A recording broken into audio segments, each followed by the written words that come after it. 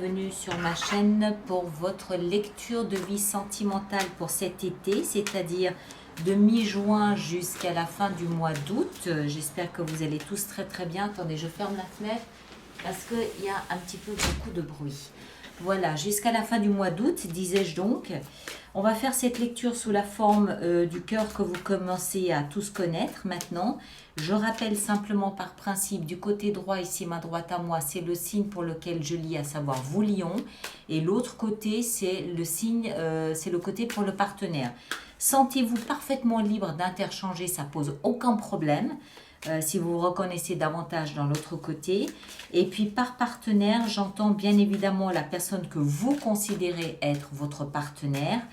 Maintenant, si vous n'avez pas de partenaire, ça peut être la personne que vous manifestez, la personne qui vous est destinée, la personne que vous souhaitez rencontrer. Ça peut aussi être dans certains cas une très forte amitié, n'est-ce pas ?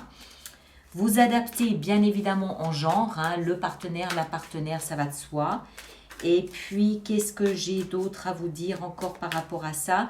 Il y aura donc une extension à cette lecture qui se trouve sur mon site internet, mais il vous faudra vous rendre dans la rubrique hors série puisqu'il ne s'agit pas d'une lecture mensuelle traditionnelle, ça se trouve donc dans les hors séries. Je vous recommande également d'aller voir votre signe ascendant, mais surtout lunaire, et si vous connaissez votre Vénus aussi, pour pouvoir un petit peu compléter toutes ces informations. La dernière chose aussi que j'ai à vous dire, c'est que tous les jeux que j'emploie seront nommés dans la rubrique communauté de la chaîne YouTube. D'accord? Voilà, ça y est, on a tout dit, on est parti.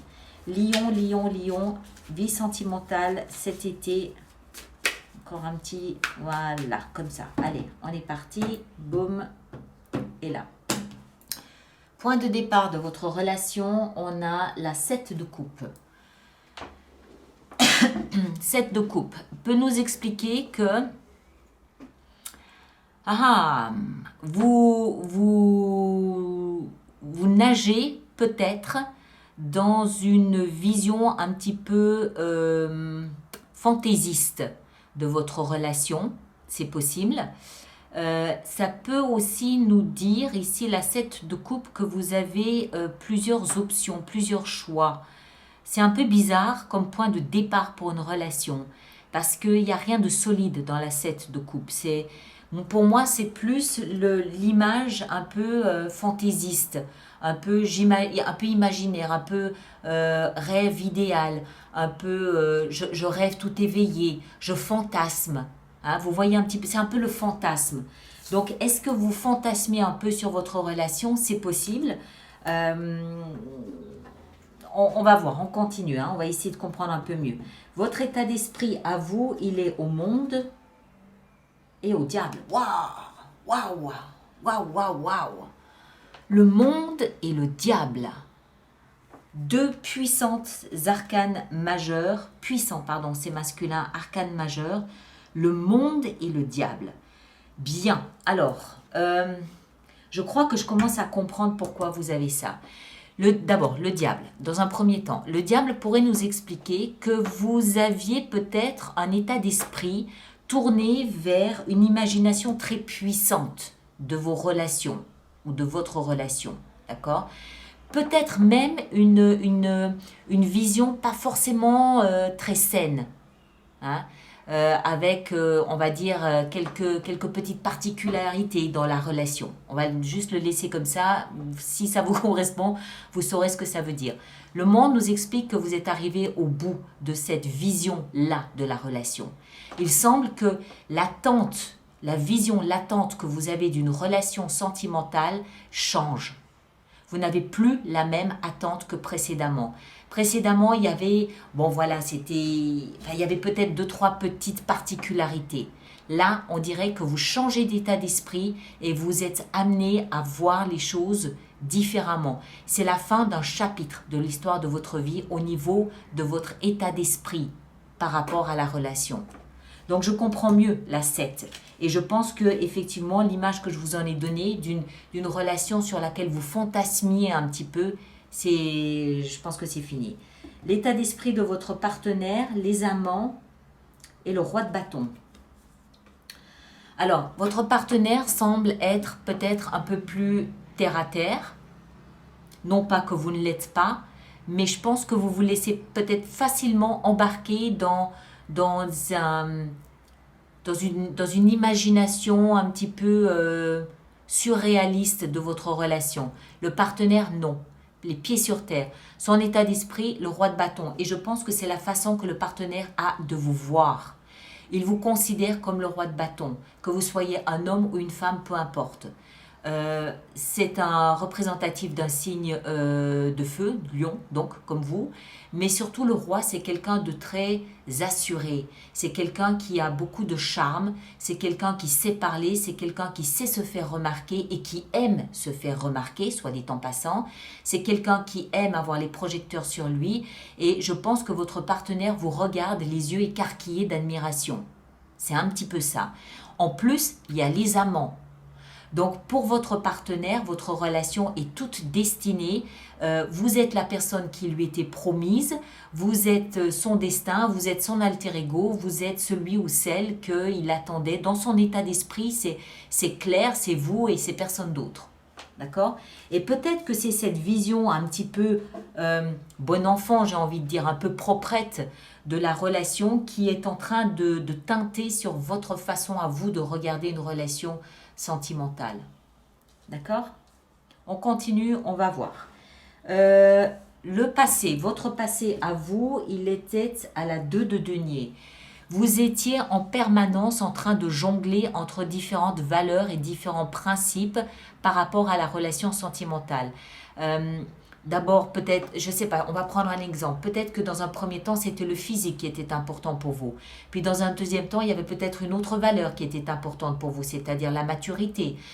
Par la suite, c'était peut-être, je ne sais pas, qu'est-ce que je vais dire, l'échange qui était important. Vous comprenez, vous étiez en permanence en train de changer, de jongler entre des valeurs qui, ah ben non, mais finalement ça m'intéresse plus, c'est autre chose. Une forme d'instabilité dans ce qui était important à vos yeux dans une relation. Ça, c'était le passé. D'où le diable, je pense. Le passé de votre partenaire était très léger, très évasé, très éthéré, voilà, à l'image de cette jeune fille ici qui rêve à autre chose. Il n'y a pas d'ennui dans sa vie, il n'y a pas de poids, il n'y a pas de responsabilité, il n'y a pas de charge. Tout est léger, je passe. Pour cette personne, la vie est probablement un immense terrain de jeu. Je m'amuse, je passe des bons moments, j'ai des copains, j'ai des copines, je sors, je vais me promener, tout va bien, tout est beau, tout va bien, les oiseaux chantent et les fleurs sont en train de s'ouvrir sous l'effet du soleil. Voilà. C'est pas péjoratif ce que je dis, mais c'est vraiment, c'est un état d'esprit où tout est beau, tout est magnifique. Ensuite, les actions que vous entreprenez sont la 5 de bâton et la 2 de bâton. Alors, vous êtes en conflit. Vous êtes devant un choix à faire.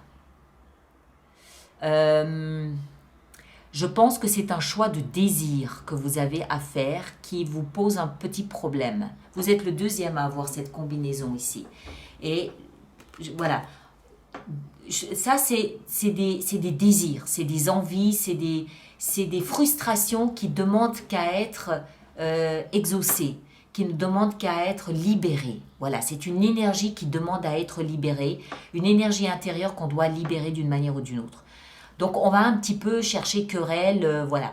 Pas forcément à l'extérieur, ça peut être en soi-même.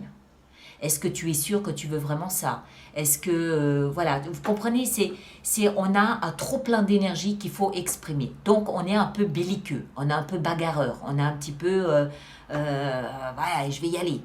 Et puis, il y a un choix. C'est parce qu'il y a ce choix qu'on ne sait pas et ça génère un trop plein d'énergie. Vous devez prendre une décision. Alors peut-être ici par rapport à votre état d'esprit qui est en train de changer, peut-être qu'il faut adapter votre vie à ce changement, c'est possible. Peut-être que le choix est ailleurs, je ne sais pas, je ne peux pas le savoir. Mais vous êtes, ça c'est les actions engagées, vous êtes, je pense,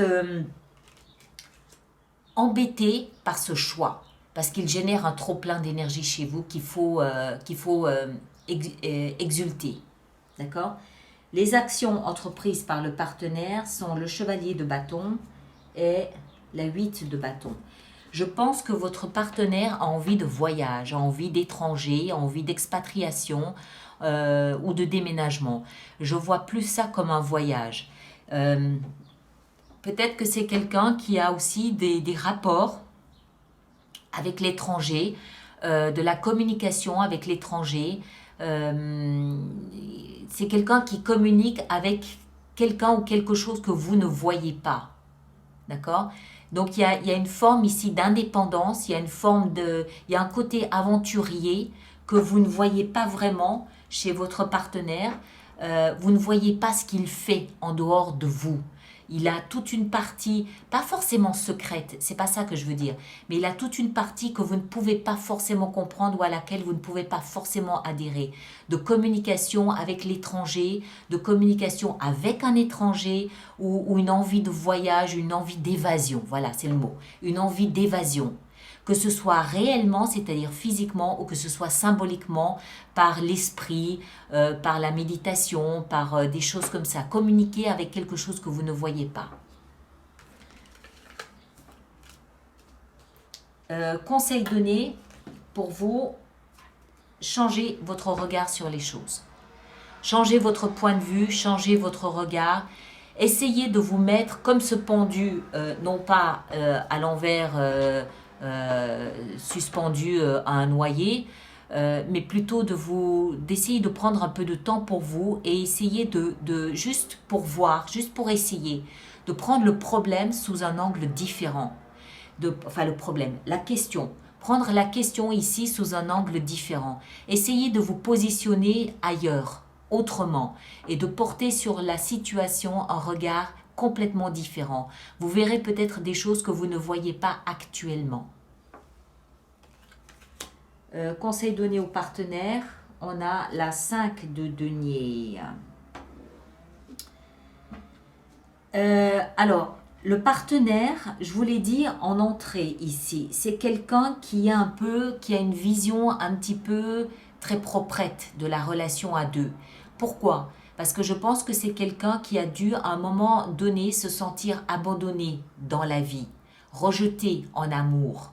C'est donc quelqu'un qui va peut-être s'agripper comme il peut à l'amour qui est présent parce que cette personne a peur de revivre un deuxième abandon, a peur de revivre un deuxième rejet. Donc le conseil qui est donné à votre partenaire, c'est de dépasser cette sensation d'être seul au monde, d'être abandonné de tous et mal aimé de tous. Il faut dépasser ça. Il faut aller plus vers l'échange, il faut aller plus vers l'équilibre, vers la 6 de denier qui tend à harmoniser, à équilibrer, c'est donnant-donnant. D'accord ? On ne peut pas tout exiger de l'autre, ce que votre partenaire pourrait peut-être avoir tendance à faire, sans forcément vous donner non plus. Donc il faut qu'il arrive, ce partenaire, à comprendre que l'échange est un équilibre essentiel dans une relation à deux. L'issue vraisemblable de votre relation, c'est la 5 d'épée. C'est-à-dire un petit peu de conflit, un peu de jalousie, des non-dits, des secrets. Il y a des choses qui sont... il y a peut-être un peu de médisance aussi. C'est pas très joli. D'accord ? Donc, il n'en tient qu'à vous de changer cette issue. Ça, c'est des mots pas très sympas, c'est des petites attaques, c'est des petits pots de banane glissés sous les pieds de l'autre. C'est pas forcément très joli. Hein. Maintenant, c'est peut-être aussi parce que vous êtes dans une phase ici de transformation, en tout cas vous. Le partenaire aussi, visiblement, il a un petit peu de travail à faire. 5, il ne faut pas oublier que les 5 sont des chiffres qui nous parlent pas de déstructurer, qui nous parlent de désordre. Alors quand on est dans une situation qui est un petit peu en désordre, qui est désordonnée, qui est chaotique, le but c'est de remettre les choses à leur juste place, d'enlever ce qui n'est pas utile, de modifier ce qui a à modifier. Mais pour ça, il faut en avoir l'état d'esprit. Il faut comprendre, comme ça va être votre cas à vous, ce qu'il faut changer. C'est pour ça que vous devez prendre un peu de recul et voir les choses sous un angle différent. C'est tout simplement pour pouvoir ranger ce qu'il y a à ranger dans votre situation. D'accord? Ça ne veut pas dire que la situation, que la relation n'est pas viable. Elle est très certainement viable. Je ne sais pas, hein, en même temps je dis ça, j'en sais rien. Mais ça nécessite en tout cas qu'après avoir pris conscience qu'il y a beaucoup de choses en désordre dans votre relation, qu'il va falloir investir de l'énergie, du temps pour remettre les choses en ordre, de part et d'autre. D'accord? Bon, allez, on continue. On va vous faire maintenant une petite carte oracle. Petite carte oracle. Hop. Ah, la peur. Ça, c'est clair, c'est le partenaire, la peur. Alors, la peur. Où avons-nous la peur? La peur. Oh. La peur vous empêche de réaliser et d'exprimer votre vrai potentiel. Peut-être avez-vous essayé de vaincre votre peur, mais elle s'est bloquée très profondément en vous et elle a jeté une sorte d'ombre invisible sur votre vie. La peur n'est pas toujours mauvaise et la ressentir à certains moments est même nécessaire. Mais lorsque nos peurs sont disproportionnées, qu'elles deviennent irrationnelles et contrôlent nos vies, alors il est temps de les affronter et de les guérir. Plutôt que de les nier, laissez-les remonter à la surface. Affrontez-les l'une après l'autre. Donnez-leur toute votre attention. Reconnaissez-les et offrez-leur de l'amour. Observez-les et parlez avec elles. Embrassez vos peurs. Avec de la pratique, de l'amour et de la patience, chaque peur va se dissoudre et se transformer en lumière.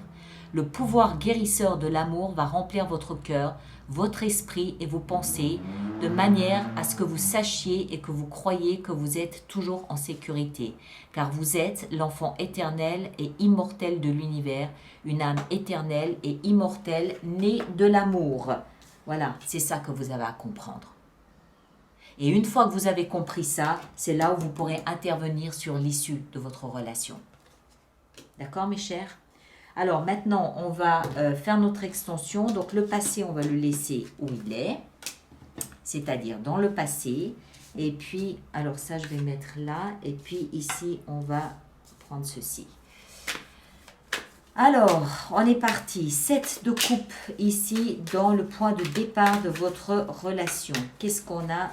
Point de départ de la relation, on a la lune, l'imaginaire.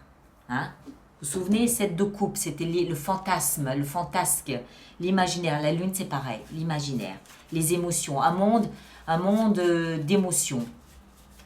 Votre état d'esprit à vous, il est à la 7 de coupe. Bah tiens, hein?